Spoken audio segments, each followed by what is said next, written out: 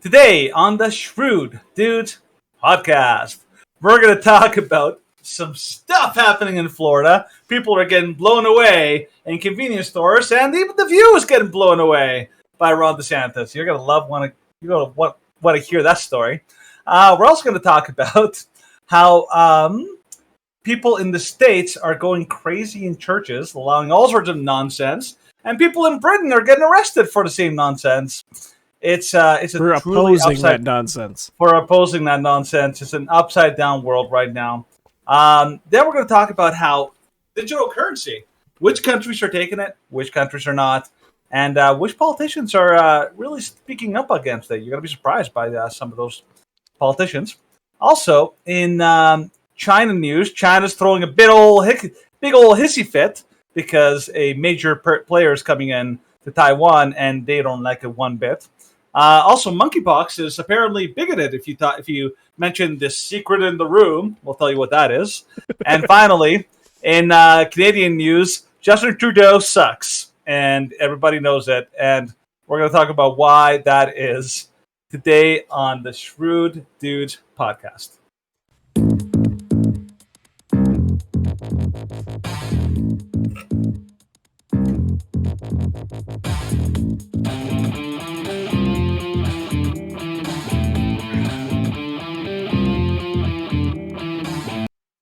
Okay. We are back for another Tuesday Newsday. We come from a long weekend where yesterday I was actually at Danny's house. He was. And we were played partying some hard. Games. Yes. And ate much food. Much food. And it was fun. I enjoyed it. It was very good. Yeah. The kids actually had a good time too. Oh yeah, Becky was fine with leaving because we managed to leave right as the movie was ending. So she was like, I'm okay with leaving now. If I had tried to get her to move before that movie ended, oh, she would have been pissed. Getting between Becky and Rapunzel. Bad idea. Getting between any girl and Rapunzel. It's you will lose a finger. You will. Oh yes, indeed. Yeah. You will lose a finger. This weekend though was a crazy weekend for me, man. I had got to MC a wedding with 2 days' notice, which was fun. I got to go on a big old fat hike up in the Badlands, and then I had to host a big old fat party, and it was just a big old fat weekend.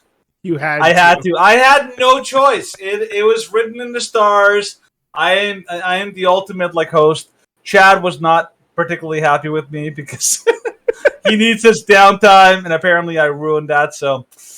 Yeah. But I did help him out by making an additional space outside so he could have his chill spaces. So I'm like, okay. Yeah, the outside was definitely less chaotic than yes, it was inside playing What Do You Meme and yeah. And was it Say Anything? Yeah. Yes, Say Anything. That was really good. That game, yeah, I enjoyed that game because of how I could just make up anything I wanted. Yeah. And of course, when I'm not limited by selections, I'm like, all right. I'm not exceptionally creative, but I know how to answer things. Sky's the limit. Yep. And of course, I was just paying attention to people's answers, and I'm like,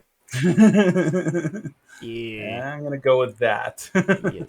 So it's good times all around. It was. So I loved it. The weekend was good. One person did not have a good weekend.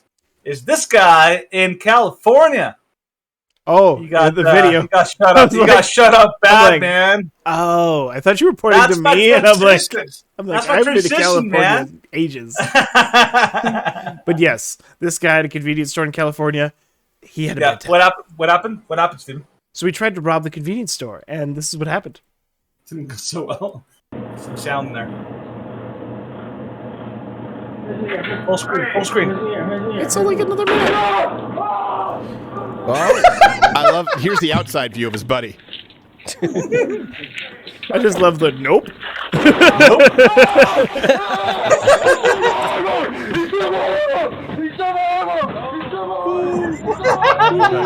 They leave him like the Sasquatch in the Jack Link's commercial. And they were in the handicapped parking spot, so just they were, of course. They were major dicks. adding insult upon insult upon insult. It's just you know what, these guys had it coming. Oh yes, the thing is, this is this is what we always like to advocate. People should be able to defend themselves. A right to self-preservation. It's a human right.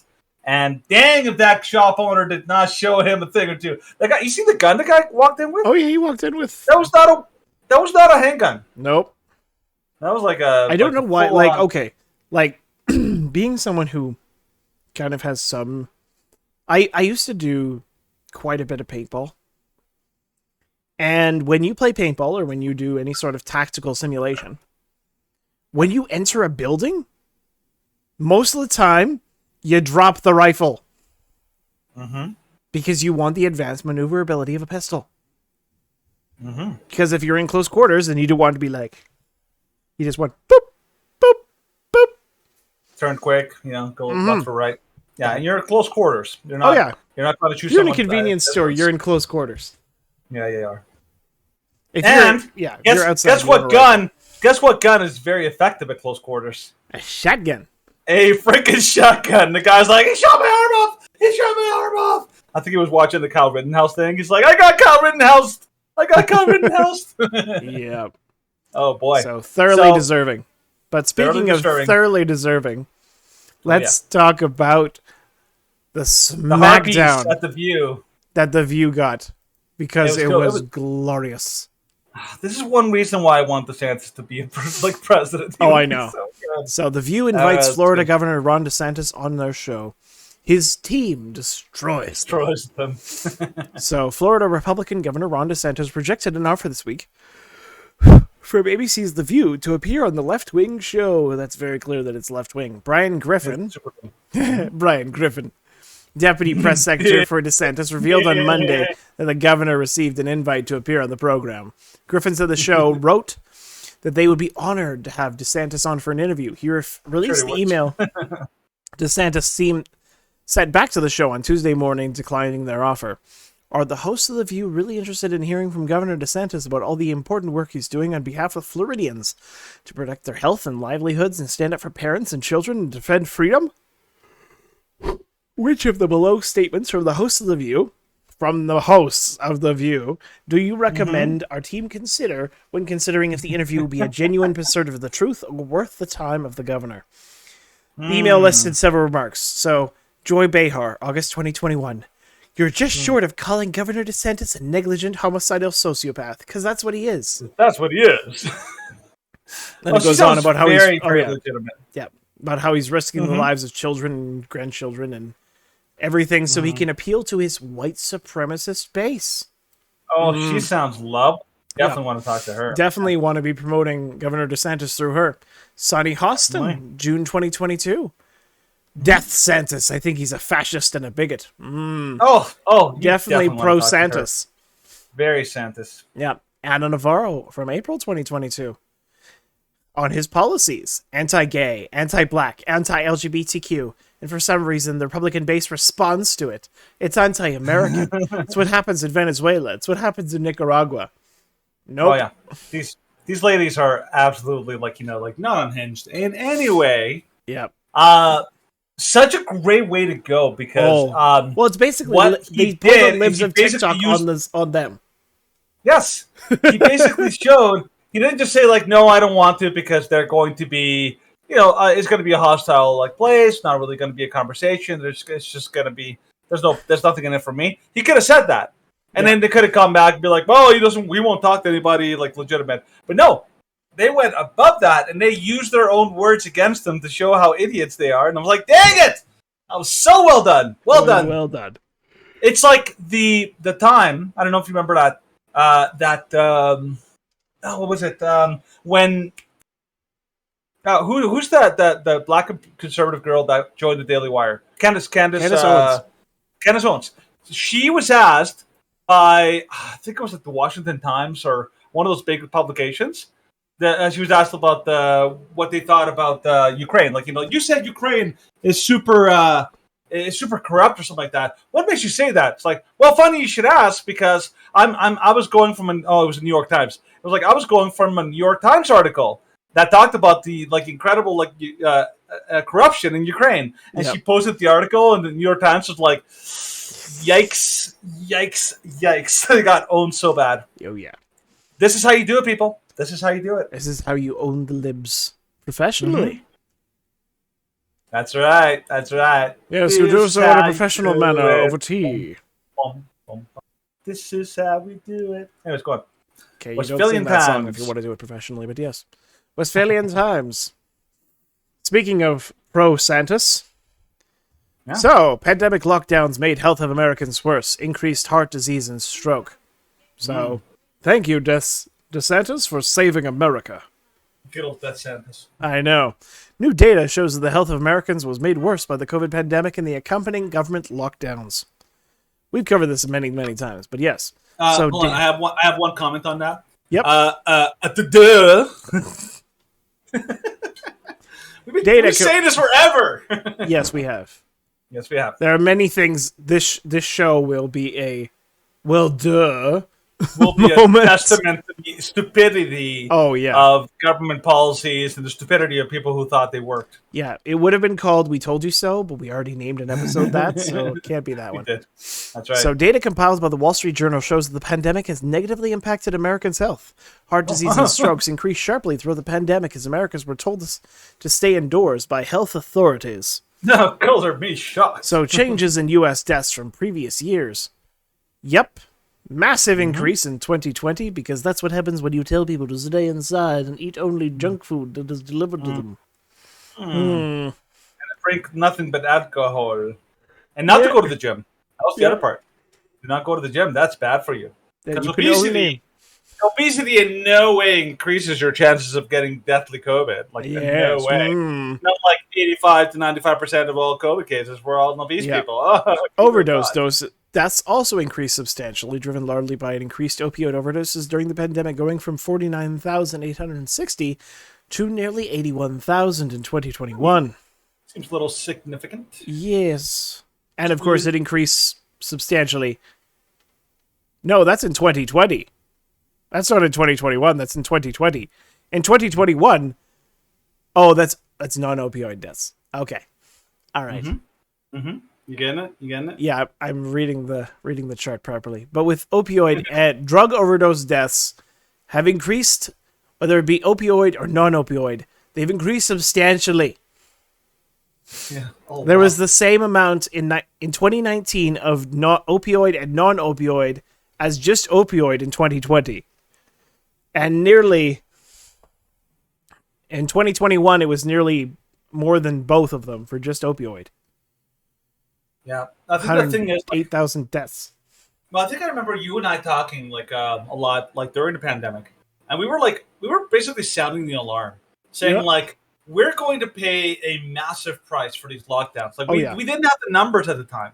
We didn't have the numbers in 2020 because none of the studies have been done. It was all speculation, but we both knew in 2020 we're like, this is going to have a insane collateral damage. This is going to be something that we are going to suffer with. For decades. For decades. The impacts are going to be just brutal on people. Yep. And the politicians just went straight ahead and said, nope. Trust the science, trust the experts. We're smart, you're dumb. Do what we say. And now we're paying the price. It's a whoops, our bad. Well, let's move on. Let's not dwell in the past. This is actually something interesting. Although it totally makes sense. Childhood vaccination rates also decreased substantially during the pandemic. Some say it could be a consequence of ineffective COVID-19 vaccines being mandated, leaving parents to rethink some vaccination decisions. That's good. Well, good of them to rethink the COVID vaccine. Yeah, for sure. But there are other vaccines that I'm like, nope, you should not be rethinking this. Yeah. Well, I think there's a lot of what was it?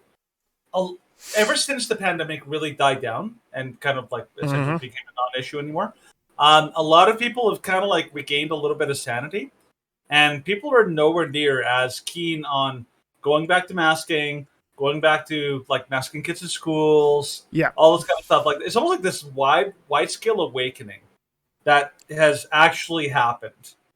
And it was obviously too little too late, but thankfully people are finally realizing we've been had. And I'm glad that people are finally woken up. Oh, yeah. It's crazy, right? Mm-hmm.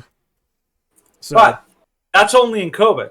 Now the problem is in COVID, a lot of that stupor that people were under for months and years finally wore off. But unfortunately, that stupor has not worn off when it comes to the entire trans ideology agenda. LGBTQ, you're crazy. Oh, it's insane. And we always see they're always pushing the mark. Like we've talked about how they go into schools, like Drag Queen Story Hour, and we're like, oh, this is the worst they've ever done. It's like no. Then they bring kids into into gay bars with signs on the walls saying it's not going to lick itself. Yeah, it's not going to lick itself. We're like, well, okay, now they've really gone too far. And it's like, no, now they're going into churches, and they're thinking this is totally appropriate. Yep. Boggles my mind. Here's a video from a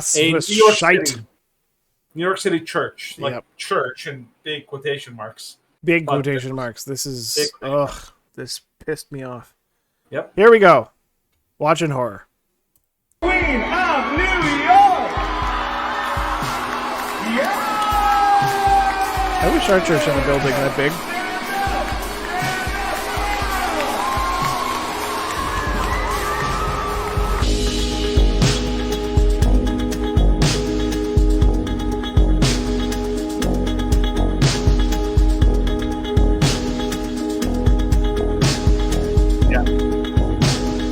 Her name is Britta Filter, and she is the Queen of New York. Yeah.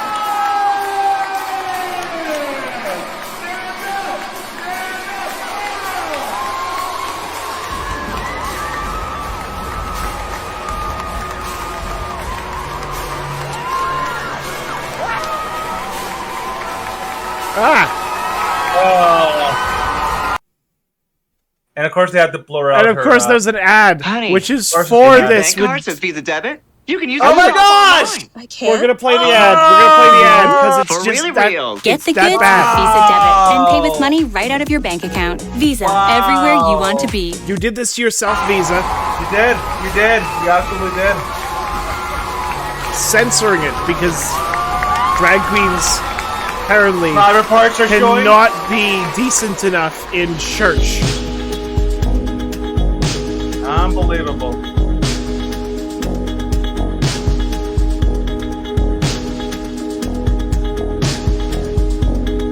I was just waiting for the thing to go up. Hello. I'm Marge Johnson, and I'm so glad to be here with you this morning. I want to give a shout out to the choir and the band. Y'all are amazing. I love your coming out day spirit clothes. Very nice. Human. We love to see it. Brutal. And rainbow glasses, rainbow mask, rainbow cape. Perfect. Absolutely perfect. No, it's not. I'm hoping that we can think about this story, the story of the flood and the story of Noah's Ark, and what 'Cause kind y'all of can wipe out. community is this story calling us to be, and what type of people can we be together? Would you join me in the spirit of prayer? Loving Creator, Holy One, and Diva of the world, may your word shine upon us like glitter under the stage lights. May it pop like a death drop in a crowded, dingy basement. Smite, smite, smite, As we are gathered here for Coming Out Sunday, smite. may the words of my mouth and the meditations of all of our hearts be acceptable to you, O God, our rock, our strength, and our Redeemer. Amen. Was the only biblical thing even mentioned there.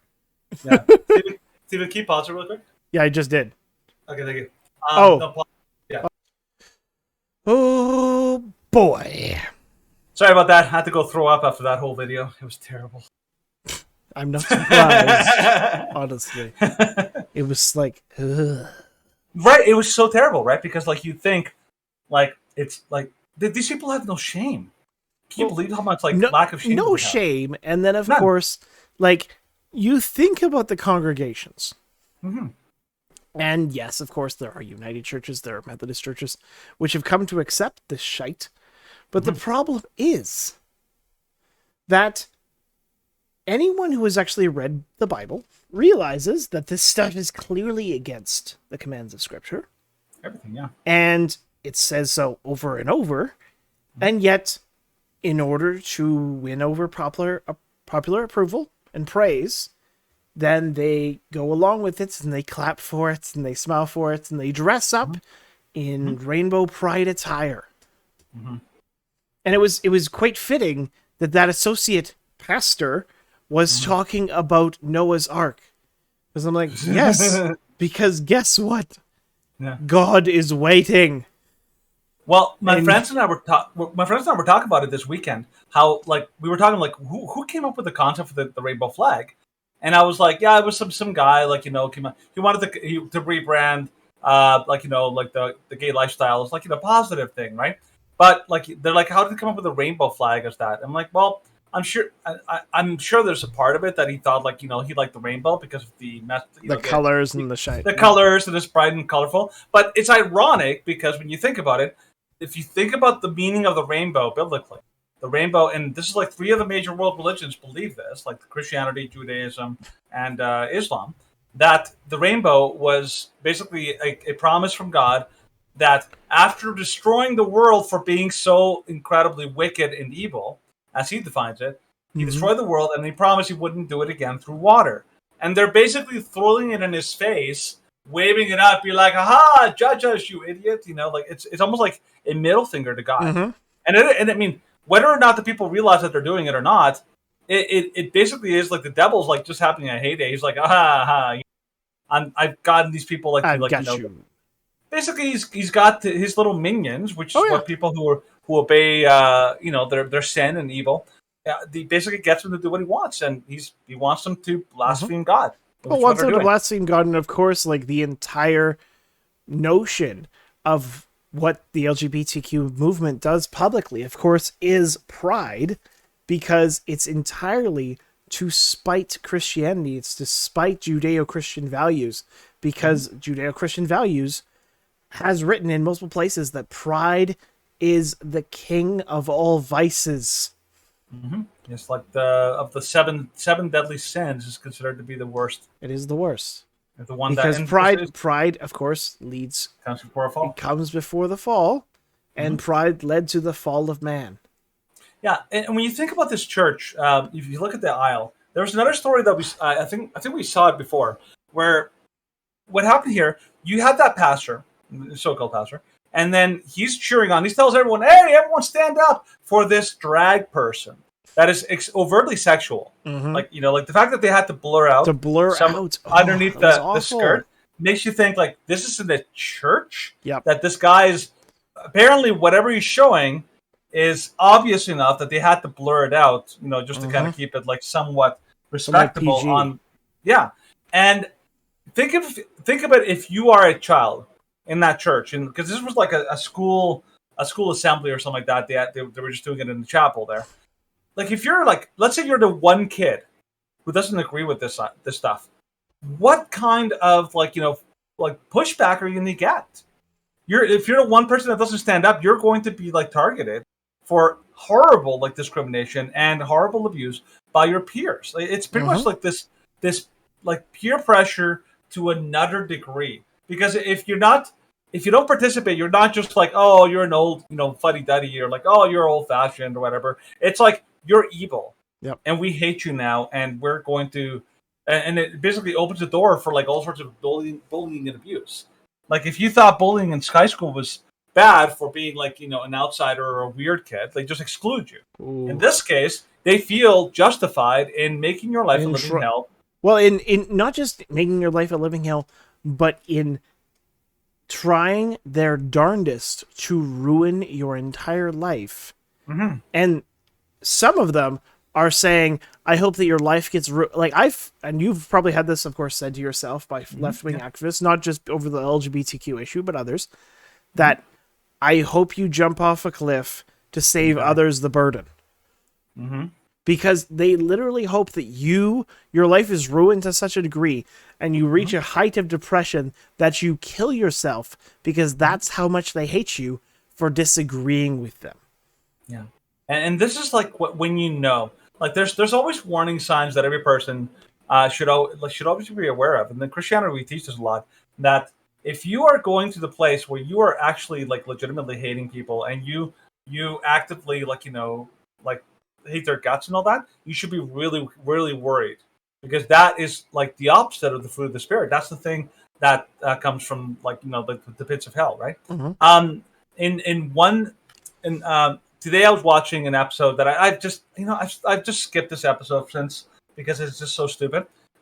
Brooklyn Nine-Nine, Stephen and I both hated when they turned Rosa into bisexual. It's a completely, totally unnecessary. They basically completely hijacked the character that was already established. Mm-hmm. They tried to salvage it by saying she's bi, but let's face it, she was clearly claiming to be bi, but making it incredibly obvious that she was like, no, I'm a lesbian, but I'm gonna say I'm bi just because that has to explain my character shift and why my character was entirely focused on dating men up until season 5. Not just dating men, with Femento, dating, with the Vulture, with all these guys. She was so masculine, the ultra masculine. Yeah, and she was so she couldn't control herself. Yeah, that's how much she liked men. So that's the only way that they could explain it. But the problem is the way that they did the episode is Rosa went to her parents and she was like, "I'm being vulnerable by telling you something that you might disapprove of." But then when they don't approve, then she gets furious and mad at them. Yeah. And you're like, you're horrible people because you won't applaud at the things that I want you to applaud for. This is the way they are. You won't act like trained monkeys. They demand that you have to accept and applaud and participate and even celebrate. Oh yeah. This is things in which they're encouraging you and demanding that you go along with. Of course, right now, prominence in today's society is the What is a Woman film. And I was watching this video recently, of course, and you probably heard the story of these parents that had a gender reveal party for their 6-year-old. Yeah, they did. And I commented on the picture, and I'm like, why are we celebrating delusions / child abuse? And everybody's like, how dare you go against the APA? How dare you say that these parents are being harmful? They're just encouraging the beneficial health of their child. I'm like, no, they're not. Sure they are. No, they're not. I'm like, no, they are. They have Munchausen's by proxy. They want the attention. That's why they made this video. And it was only became viral because it's a controversial subject and they wanted the viral attention and they exploited their own child to get it. Yeah. And you know that I know that there's parents who do it because they feel pressured into it. That's not these parents. No. The parents that are going on live and celebrating it, those are not I was forced into it. Those are the I think this is great. I think this is great, and I love getting all this attention. And they love the attention from it, and they're throwing their kids under the bus, really. Yeah. For short-term game. And then, of course, we do have to move on, but quickly to transition into the next story. Yeah. We mentioned that if you don't go along with it, they will try to ruin your life. They'll try to cancel you. They'll try and do all these things. We've talked about in the past about why the distinction between free speech and freedom of expression is important, because freedom of expression allows implicitly for hate speech restrictions. And we mentioned, of course, hate speech restrictions, as decided by the government, could be anything the government in power decides that they are. And this story that we're going to talk about right now is a perfect example of that. Because a man posted a story on Facebook. He didn't create it. He just shared it. Yeah, he shared it. He shared it on Facebook. He's not the creator. Yeah. And that alone first got him a warning, and then it got him arrested. So we're going to talk about the story and then watch the video of his arrest. And one of the they share 2 videos of his arrest because one of them has already been removed. So video, British police arrest man for sharing a meme on Facebook. Someone has been caused anxiety based on your social media post. So 51-year-old Darren Brady was arrested Friday for reposting a meme of LGBTQ flags arranged in the shape of a swastika. The meme was originally posted by conservative political activist Lawrence Fox, whose Twitter account was subsequently locked, as reported by the Daily Mail. And of course, this is the picture that he chose. I will say, I heard about it. Like I heard him describing it online. But this is the first, like when I actually got this article, I was like, this is the first time I saw it. And now that I'm seeing it, I'm like, this is actually a very clever, clever use of something that already exists, which is the pride flag. Because this is what they've done. What they've done, if you can't see it, what they've done is the rainbow flag is all the rainbow colors, and then you have the triangular edition, the Pride Progress flag, the trans and the BLM colors. Trans are the pink and blue, and then white. BLM are brown and black, right? But he arranged them in such a way that the triangles actually create a Nazi swastika. Yep. And I was like, that's actually really cool, really creative. But I can see why that would be. I could see why that be offensive. I can understand that. Yes, I can see that. But here's the thing: what he's doing, he's like, these are not actually hateful people. They're doing this because they're trying to make a point about how the LGBT lobby and these activists and all the forces in our society are acting like fascists. Mm-hmm. Well, and of course, the story goes into that. They're acting like fascists. Yeah, go for it. So, Fox explained the meme is a way of bringing attention to Pride Month increasingly being enforced with a sense of hectoring authoritarianism.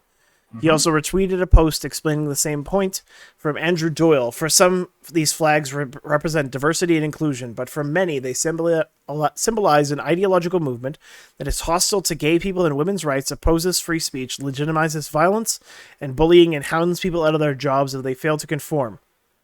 I lost my job. I lost one of my old jobs because I actively criticized a picture of two homosexual men getting married. Mm-hmm. And my job was like, well, we can't do that. I'm like, okay, I'm not going to take it down. Yeah. That's because like most workplaces want to avoid controversy. Yep. And I mean, that's code for we're too cowardly to take any kind of stand. So they just do what's the easiest thing, which is, what most governments, most companies will do. Yeah. So when Mr. Brady reposted the meme to Facebook, someone reported him to the police, who turned up at his house not once but twice. The first time, Brady said the police gave him the option of attending a re-education course at his own cost of £80 to avoid being arrested and potentially charged with a hate crime. They then returned 10 days later and arrested Brady, as well as Harry Miller, a former police officer and friend of Brady, who tried to prevent the arrest. Lawrence Brady, who Brady also contacted in the intervening time, filmed the arrest. In the footage, Brady asked the officers, "Why am I in cuffs?" To which one of them responds, "It didn't have to come to this at all. Tell us why you escalated it to this level, because I don't understand," he asked the officers, to which one replies, "Someone has been caused anxiety based on your social media post. That is why you have been arrested." So we can't watch this one because this one's been taken down, but this one is totally visible. So let's watch that. No. The Hampshire police would realise how ridiculous this is. It is. Good. I'm glad to come to this. What did it need to come to? Tell us why you escalated it to this level, because I don't understand. I posted something that he posted. You come to arrest me. You don't arrest him. Why has it come to this? Why am I in cuffs? Because there's something he shared, then I shared. Because someone has been caused, obviously, anxiety based upon your social media page. That's not an arrestable thing. That should not be arrestable. Well, and of course, like, we know that this is completely one-sided. Yeah. That they can post whatever they want. Like, you can have left-wing activists, and right now, like, this post is just saying that the LGBTQ mob acts like fascists in how they operate, in how they cancel and censor anyone that disagrees with them, and they try and ruin the lives of those who go against the narrative. How very not National Socialist of you. Exactly. How very National Socialist. I mean, and I don't say that in a pride way. This is how they operated. Anybody who actually looks into how Germany operated in the 1930s, they know this is how they did it. They used fear and tactics and intimidation and scare tactics. They would go to universities. They would yell down professors. They would arrest people who would be outspoken. Anybody who speaks against the government, or anyone who speaks against the Nazi ideology or anything like that. Like, any dissidents were arrested or shut down or silenced or threatened. People were forced into silence, and people can't see the comparison. Like, this is what makes it so ridiculous. Yep. It does make it so ridiculous. And of course, you have these same remarks. But instead of being pointed at the LGBTQ, they're pointed at conservatives, they're pointed at Christians, they're pointed at pro-lifers. They call us fascists, they call us white supremacists, they call us all these things on the daily. And of course, some conservatives who aren't used to handling these sort of trigger words do get anxiety, do get stress, do get hurt. Their feelings are hurt by this. But if you tried to do that same thing to the police and be like, well, them calling me a fascist, it's like, yeah, but you're conservative. Yeah. So it's like, well, you automatically are saying that I am a fascist because I'm a conservative? It's like, well, they said so. This is what... And your feelings matter less. This goes back to that one segment that you and I did, where we basically compared it to the Indians and Cowboys and Indians. That is incredibly overly simplistic. Good guys and bad moral guys. Dualism. You're conservative. You're a bad guy.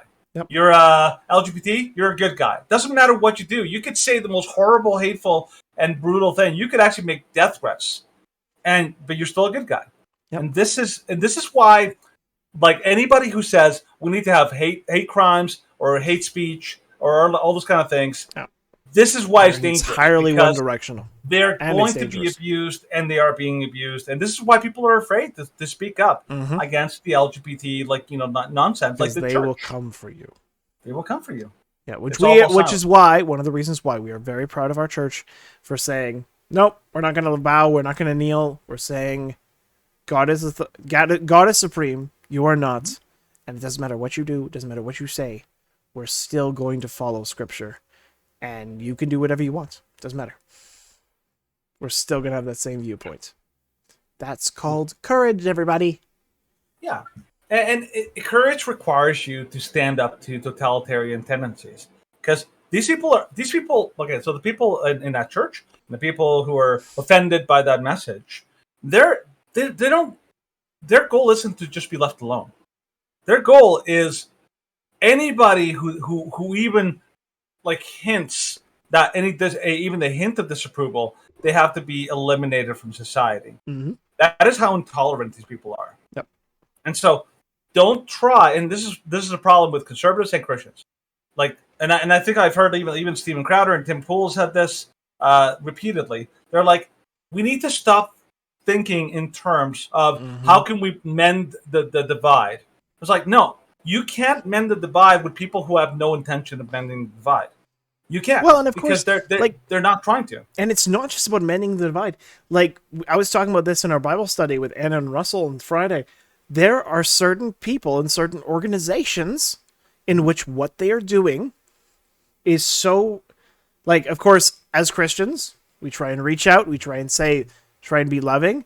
We try and be kind, saying, like, God is reaching out to you. God loves you. Of course, he doesn't want you to continue in your sin, but there are certain actions which have to be called out and which have to be saying, you're evil. What you are doing is pure dang nasty evil, and someone has to stop you, and if no one else is going to stop you, then it's going to be me. And one of those examples of evil is what's happening with Visa lately, and this is why it was so interesting that Visa's ad came on right in the middle of the video. It was almost like a little too providential. Oh, it was so providential. So from the post-millennial, Visa helped Pornhub distribute child porn. A federal judge ruled on Friday that it was reasonable to conclude that Visa knowingly facilitated the distribution of child pornography on Pornhub and other sites operated by parent company MindGeek. The lawsuit filed last year alleges that MindGeek was profiting from videos depicting rape, child sexual exploitation, revenge porn, trafficking, and other non-consensual sexual content. credit card company Visa was implicated in the lawsuit as knowingly complicit in the sex trafficking and monetized sexual abuse, according to Variety. District Judge Cormac Carney of the U.S. District Court of the Central District issued a decision on July 29th denying Visa's motion to dismiss the claim in which they violated California's unfair competition law, which prohibits unlawful, unfair, or fraudulent business acts and practices by processing payments for child porn. They knew that MindGeek's websites were teeming with monetized child porn, Judge Carney wrote, and that they inadequately alleged that Visa engaged in criminal conspiracy with MindGeek to monetize child pornography.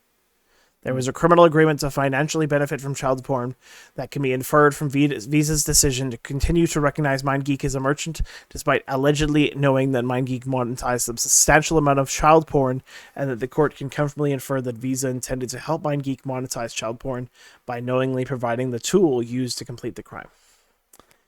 Yep. I think so. Like when it came to the things before, for the LGBT community, they want total societal domination. That's their goal, and that's it doesn't matter what they do. Everything's justified as long as it feeds to the end goal. With companies like Visa, they're driven by one rule, which is profit. Yep. And if they have to choose between something that's immoral but something that's going to make them a lot of money, they will choose the money thing. They do that calculation. It's kind of like that. What was that movie? Fight Club. Remember that guy in Fight Club? His job was to go to horrific accidents, and he would do a little calculation. He would do a calculation of whether it was worth it to have a recall. Yeah, is it more financially beneficial to have a recall or to just let the lawsuits come in? Because if the lawsuits cost less, they will let people die, knowingly let people die because it's cheaper. Yep. They will only do a recall if it's more expensive to face all the lawsuits. And that is a perfect example of how these companies work. Pfizer is a company that's profit. And that's like the ultimate example, because we've seen in the last 2 years, their whole modus operandi was we will bend every rule, we will bribe every public official we can think of, and we will completely try and get them to look the other way. And we will basically completely use unethical practices in order to be the first in line to get our vaccines to market. Mm-hmm. This is the perfect example of the love of money is the root of all kinds of evil verse in the Bible. Basically, the idea that greed is an incredibly powerful motivator, and Visa is a perfect example. So if you think that companies, these massive corporations, have some kind of morality or ethics, you're killing yourself, because they don't. They're working from a financial greed-based approach, which is why they're not going. That you can't count on them to be moral. They will only do moral things if there's a financial penalty to do against doing so. Yep. Oh, and of course, these corporations, when it comes to the LGBTQ, when it comes to trans, pride, whatever, they will always side with the LGBTQ, even if it is to the detriment of the LGBTQ, such as the case in this Rolling Stone article. Meet the sex workers on the front lines of the fight against monkeypox. So sex workers have long been at the forefront of fighting public health crises. Now they're doing it all over again. So it goes over the story of this adult performer, Silver Steel, and how he flew from Houston to Austin and then discovered he had monkeypox. And then he's like, oh my gosh, it's so terrible. And I was facing the backlash of people who were criticizing me. It's like, yeah, because your actions rubbing up against a bunch of other gay men, hugging and kissing, and then, of course, he's an adult performer. Yep. So, active homosexual orgies. Yay. Well, this okay. I think this whole thing really shows, the thing we've talked about is that monkeypox is not. They're trying to compare it to COVID. They're trying to get people in their heads. They're like, this is just like COVID. Anybody can get it. It's like, no. No. It's not anything like COVID. This is actually an STD, not a not a viral disease. It was a viral disease, but it's not a. It doesn't spread through through breath, typical saliva, like influenza-like illnesses. Not at all. Yeah, it's a sexually transmitted disease, but they refuse to call it that or even designate it as that because here's where the politics are taking over. Because if you were honest, if you were intellectually honest as a public health official, you would actually be like, this is a sexually transmitted disease. And we're going to give out the information of what it is, how it spreads, so that you, the people that are like at risk, can be protected. Kind of like sickle cell anemia. Well, it primarily attacks, I think it's like is it black people? Or is it like it's basically a disease of blood cells that only affects one specific subset of race or whatever, right?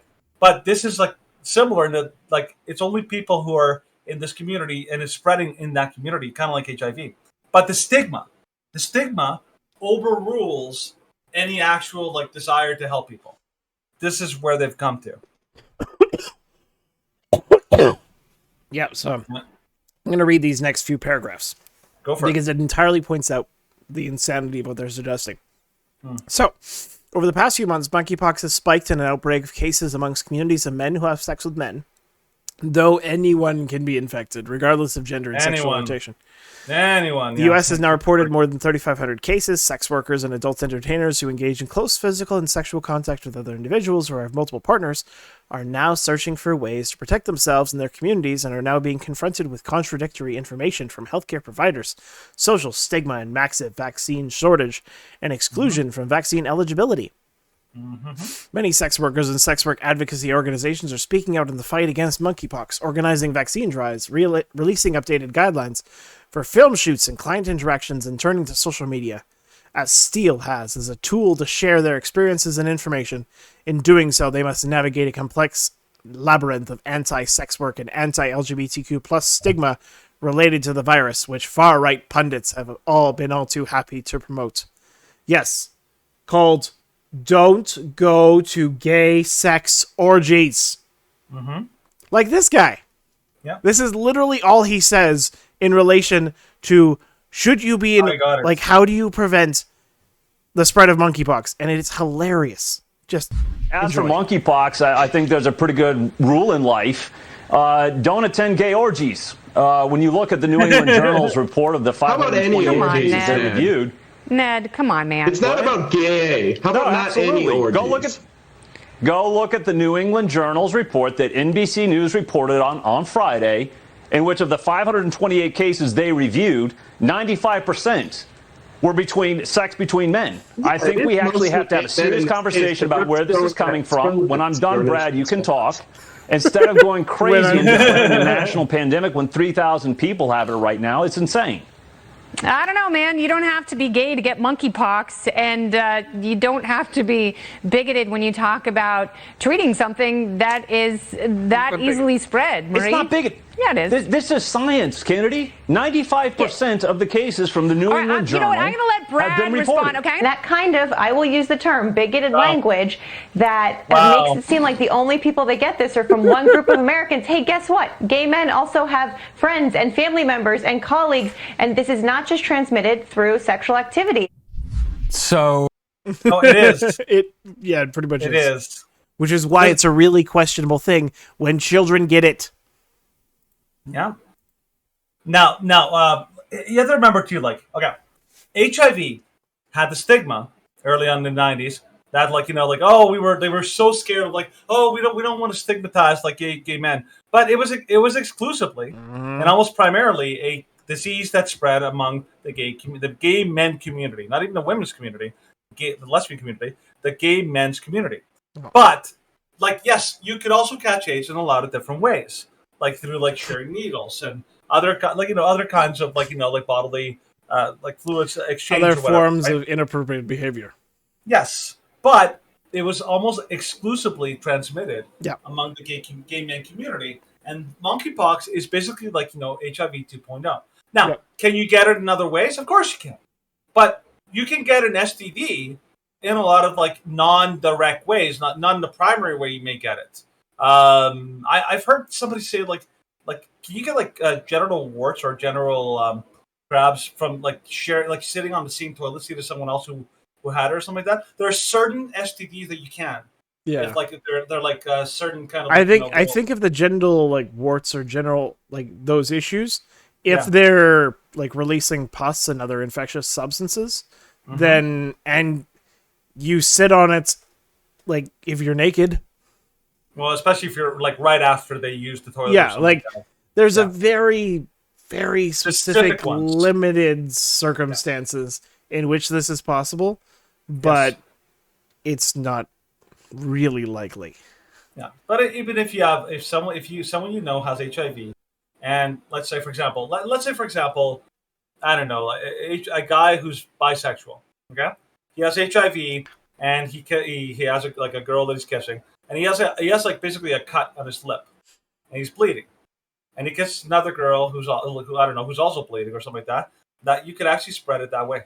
Yep, you could, because it's blood combination. So it's not impossible that people can get it on indirect ways, but it's primarily an STD. But they refuse to acknowledge that. Yes. And one of the things that both Michael Knowles and Ben Shapiro and a lot of other people brought up is the very fact that for COVID, it was like nothing was off the table. Yeah. It's like, oh, we're gonna lock you we'll down. do any preventative measures that are necessary. I don't care if your grandmother's dying. You can't go to her, you can't go to her funeral, to the hospital and visit her. I don't care if you're getting married. You will get married with like two of you in outdoor in an abandoned field. An abandoned field that people can watch you remotely. I don't care if you're terribly if you don't have any symptoms. You're going to lock down for 14 days and you leave the house. We're going to throw you into a concentration. Sorry, not a concentration camp, like a quarantine camp or whatever. Like nothing is off the table. But suddenly, they even suggest that like, oh, maybe people should stop, I don't know, having all this like aggressive sex and all that, maybe to prevent the spread. And people are like freaking out, up in arms. Like it is we can't do apocalypse. How dare you try and limit our sexual adventures? Even suggest that we should even take a break for like 2 weeks. How dare you even imply that? And not only that, like not only is the gay community like he's like pushing hard, saying like you can't stigmatize, you can't even like imply that it's in any way related to the gay and community. They have to somehow suggest, imply, or even like try to throw it out there subtly that everyone is super susceptible to this. You remember this is like the repeat of what they did with COVID. Yep. The vast majority of people with COVID were totally fine. It was only those who were really sick with a bunch of other conditions, or primarily the elderly who had a bunch of other conditions. I think over 90%, like well over 90% of people who died from COVID were over 70. Yep. Like it was and the majority of those over 80 who died had 3 or more serious comorbidities. And so, we've known this for a long time. We knew this in 2020. Yeah. We tried to point it out in 2020, and we were called conspiracy theorists, and we were called liars, and we were called people who just wanted to kill grandma because we just wanted to have a beer. And I'm like, no, I just want to be able to have my family live a normal life.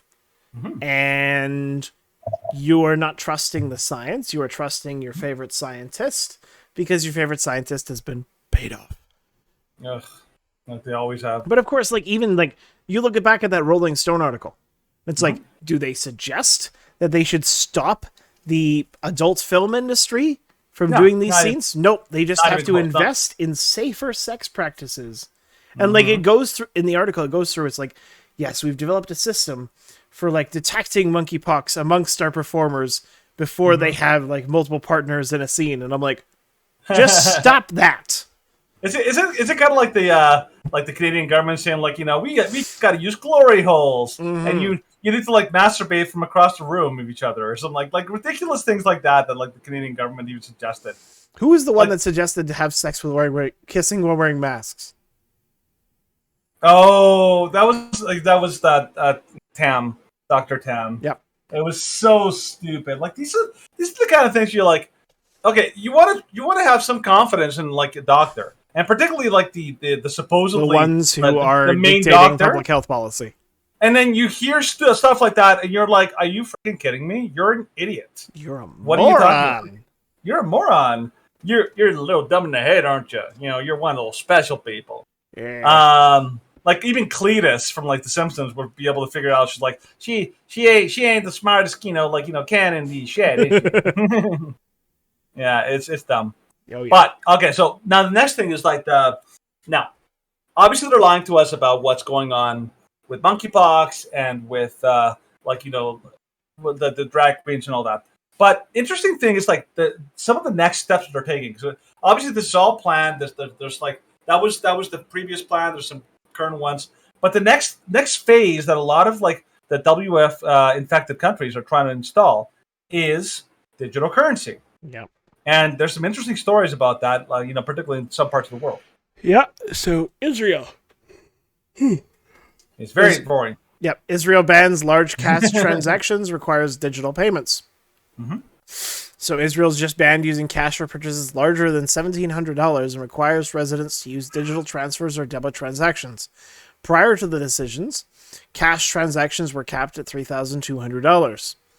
So exemptions for private citizens are in place, which allows for exchanges up to $4,360 in cash. In addition, charitable organizations and those trading with Palestinians who are not citizens of Israel are also exempt for a limited time. Israeli officials have claimed the new cash limit is to combat criminal organizations that rely solely on cash trades. We want the public to reduce the use of cash money. The goal is to reduce cash fluidity in the market, mainly because crime organizations tend to rely on cash. By limiting the use of it, criminal activity is much harder to carry out. That sounds like a totally made-up excuse. Like, well, I don't know if it's totally made up, because, like, I'm sure there's some legitimacy to it. Well, I know bank tellers. I remember, like, I had a friend who was a bank teller at the TD that was close to Center Street. Mm-hmm. And he had individuals that would come in once per day. Because in Canada and in the United States, if you have transactions where you spend or you withdraw or you deposit more than $10,000, it gets flagged by the IRS or the CRA. And he said there were individuals who came in once a day with deposits of $9,950 every single day. Mm-hmm. And it's like, okay, you're clearly involved in something criminal, but I can't report it because it's not officially over the limit that it's going to the CRA. It's like what they had in California, that you would not get charged if you like steal under $900 or like under $1,000. Yeah, so like I understand their premise, but in reality, the teller should just be like, okay, this is suspicious, but this is suspicious. And I have a feeling that they're involved in criminal activity, and then maybe the police should be involved in following and tailing them. Yeah, but here's what I'm for the general public, this is a dumb rule. Here's what I'm saying. Like COVID, the justification for locking people in their homes was public safety. It's all about safety. We have to protect people. And that was like a magic, like get out of jail free card that allowed the government to like basically ran through totally like immoral policies that had like ulterior motives. This sounds like a justification. Like, here's a problem. Oh, the problem is a lot of like criminals are using cash. So we're going to punish all of society. Yep. It's like the gun problem.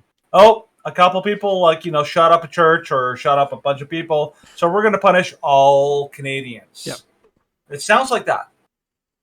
Like what they're doing. So it sounds like that's their excuse to install digital ID. And let's face it, every single government who tries to install these freedom destroying and rights destroying kind of policies, they will always try to justify. You find some nice sounding justification. That's what it sounds like they're doing in Israel with this digital currency. Yep, totally. And of course, Israel is not the only nation which is talking about all of this. But some other nations are not invoking it; they're rejecting it. So Japan rejects the use of central bank digital currency, zero financial privacy with no benefits. So Japanese citizens recently rejected a government plan to implement a central bank digital currency, which resulted in the plans for the program being scrapped. The interesting thing about the situation is that CBDCs were not unwanted because of privacy concerns, although they severely threatened financial privacy, but just the sheer lack of benefits for individuals with CBDCs caused the Bank of Japan to scrap its plans after several attempts to market the digital currency failed. Note, a central bank digital currency is not at all like Bitcoin, as a CBDC would centralize power over your currency with the government, whereas Bitcoin decentralizes power over currency amongst users, and of course cannot be inflated by governmental pressures. It's important to note that outside the central bankers and politicians who see benefits in being able to consolidate financial power around the government, citizens have zero substantial incentives to use CBDCs unless forced to or basically bribed to adopt them.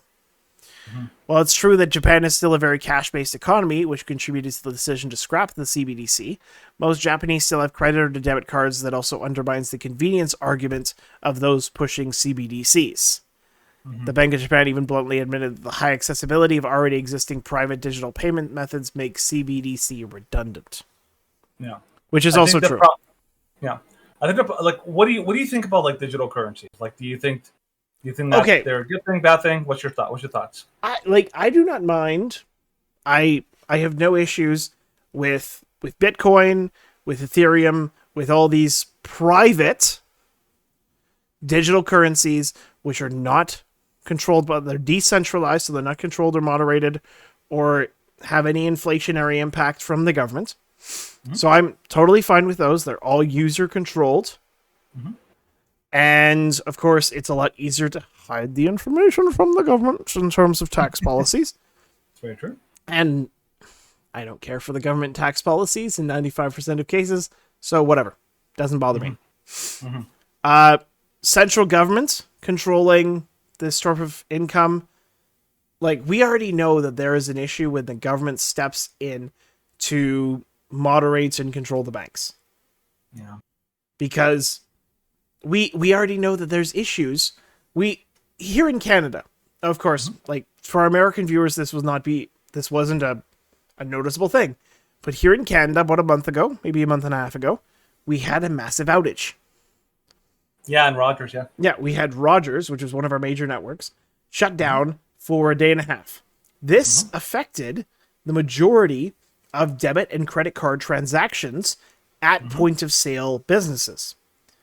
And so, yeah, you couldn't go to the ATM. You couldn't go to purchase anything at any restaurant, which, of course, I was like, oh, I can't buy my morning coffee. I can't do this. I can't do that. And some people were like, I can't buy gas to go to work this morning. And I can't call my boss to let them know that I can't come into work. And I can't call the police to let them know that there's an emergency. It was a massive thing. But it shocked some people into the realization that basing their entire life off of a digital processing system for currency for their money in terms of payments and processing is something which we should not be reliant on. Because if the government was to seize control, the government could just say, yep, you can't buy anything. Yeah, and we saw that during the Freedom Convoy. Yep. They used any excuse under the book to freeze Canadians' bank accounts. And the only reason that backfired is because Canadians all across Canada, when they got wind, they basically revolted and removed money in such massive amounts that major banks... The banks were like, oh, crap. Yeah, and they basically started saying, like, okay, we need to, like change course fast. Because people...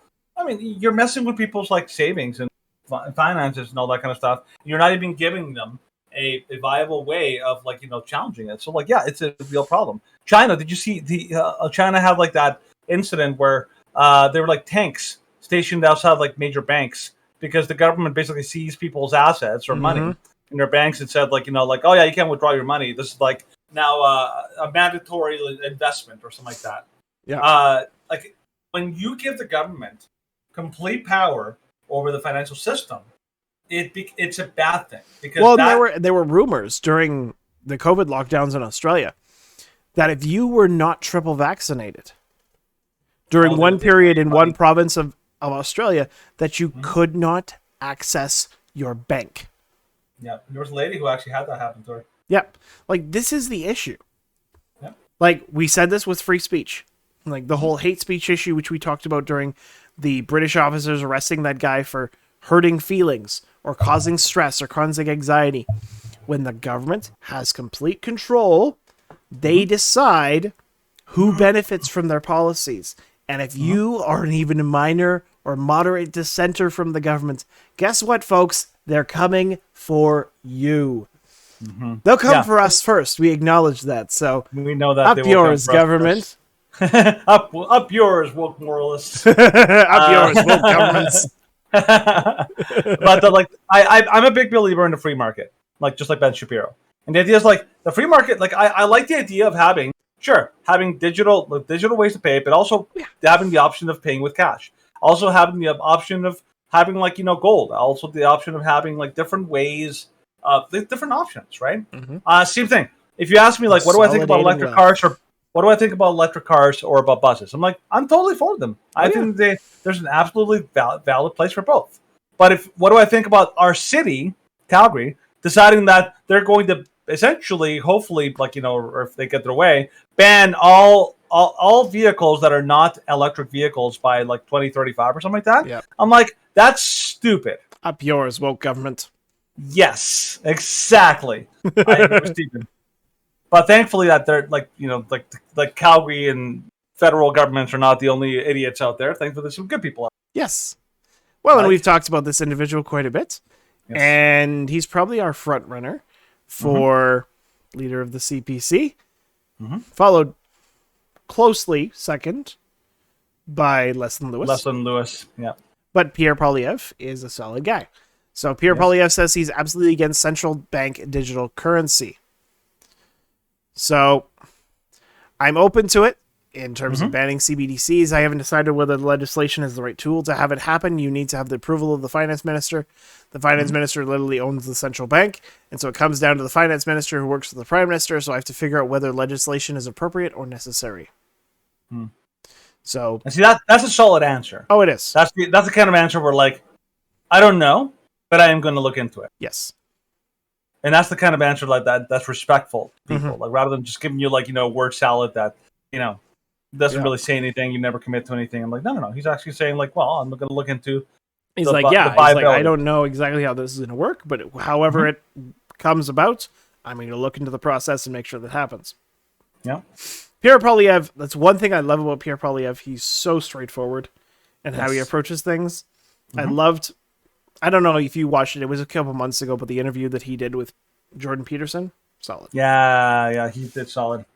And he's a guy of he's a perfectly situated guy because in Canadian politics, if you're an American, you wouldn't understand this, but in Canada, we have the West, just always feeling alienated from the rest of Canada. Then you have Ontario, and then you have Quebec and the Atlantic provinces. If you don't speak French, you're not going to be prime minister.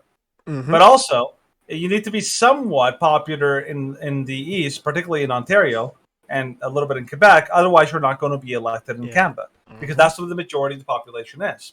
Yes. And so this is why Stephen Harper was able to pull off the impossible. Yep. And yet still have represent every province because he was from the West, but he was very popular out East. Yep. And we're hoping that Poilievre can do the same thing. He was very popular. He was also, interesting historical fact about Stephen Harper. He was a certified hockey historian. Really? I didn't know that. He's actually my aunt gave me a book about him. A book about the history of the Toronto Maple Leafs, written by Stephen Harper, and I was like, "What? That's awesome! That's amazing! Wow!" I'm like, "That's so cool." I think even higher of him. I know. I'm like, so Canadian. So Canadian. Yeah. But speaking of things that are not Canadian, speaking of things that could bring doom to the world, Nancy Pelosi's going to Taiwan. Yeah. So Nancy Pelosi trip labeled as extremely dangerous by Beijing. I'm sure they would. Yes, China has branded a landmark visit to Taiwan by U.S. Speaker Nancy Pelosi as extremely dangerous. It accused Miss Pelosi, the most senior U.S. politician in 25 years, to visit the island China claims as its own, as playing with fire. Those who play with fire will perish by it, Beijing warned in a statement. Wow. U.S. National Security spokesperson John Kirby said there was no reason for this visit to become a spurring event for a crisis or conflict. Speaking after she arrived, he reiterated to reporters that the trip was consistent with the U.S.'s long-standing policy towards China and did not violate the country's sovereignty. As her plane touched down, Chinese state media reported that its military jets were crossing the Taiwan Strait. Taiwan denied these reports at the time, but later said that more than 20 Chinese military planes had entered its air defense zone on Tuesday. I'll talk about a lot of showmanship going on over there. Yeah, within an hour of the plane's arrival, it announced the People's Liberation Army will conduct a series of live-fire military drills in the air and sea around Taiwan later this week, warning ships and aircraft not to enter the affected areas. Oh boy! And according to Bloomberg, it's doing these drills to encircle Taiwan. You think they're compensating for something? Oh yeah. So Taiwan's ruling party calls on China to be a responsible power. You're not going to have that from China. I'm sorry. No, you're not. No, that ain't going to happen. So, yeah. They announced 6 exclusion zones encircling Taiwan to facilitate live fire military drills from Thursday to Sunday, with some of the areas crossing into the island's territorial waters. That's nothing new for China, unfortunately. Oh, look down. They have a picture of the zones that they're basically occupying. They're literally all over. Oh yeah, they're entirely surrounding the island. Totally surrounding the island. Basically a show of force, of course. Oh yeah. So during the military drills, relevant ships and aircraft should not enter the above sea areas and airspaces during this period. And of course, gave coordinates for the exercises. They highlight the risk that Taiwan tensions could exacerbate existing supply chain woes. The Taiwan Strait is the primary route for ships passing from China, Japan, South Korea, and Taiwan to points west. And of course, almost half the global container fleets and 88% of the world's largest ships by tonnage passed through the waterway this year, according to data compiled by Bloomberg. So, yay! This is just great. Now, full credit. This is the only time, let it be known, full credit. Only time I'm ever giving credit to Nancy Pelosi. I think she is a horrible woman. But sticking to her guns and saying, yep, I'm going to go to Taiwan, even if China says that it's a terrible idea and that I'm going to be playing with fire, I'm still going to do it because, well, if the U.S. backed down, Taiwan would have been invaded by the end of August. Easy. Because this is the one thing, Taiwan is please say that you're going to, at least sort of stand by and protect us. The U.S. is well, we're going to publicly oppose China. And this is our way of publicly opposing China, is to have Nancy Pelosi go there, who is, of course, the third most powerful person in the American government. She's third in line, basically. Yes.